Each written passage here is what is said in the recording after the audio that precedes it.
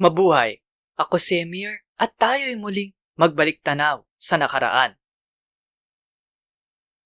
Parte ang video na ito ng aking mahabang bitinserye tungkol sa anti-terror law.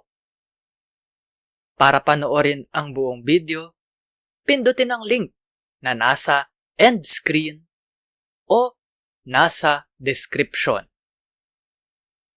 Disclaimer lang po ha, babala. Para lang po magbigay impormasyon ang video na ito. Hindi po payong legal. Salamat po. Dapat pong limitahan ng korte ang paglakbay sa munisipyo o lungsod kung saan nakatira o nakabinbin ang kaso.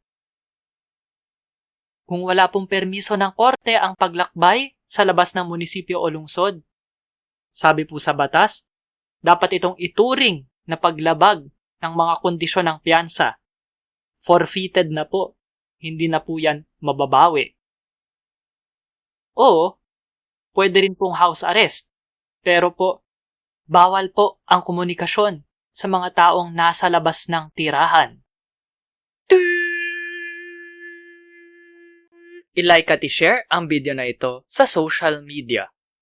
Mag-subscribe at pindutin ang batingaw o bell.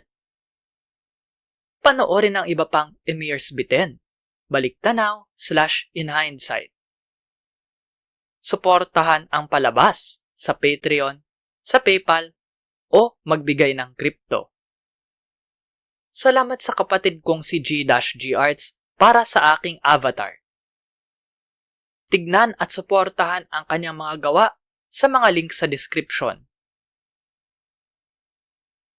Para po panoorin ang buong seryeng ito, pindutin ang link na lalabas sa end screen.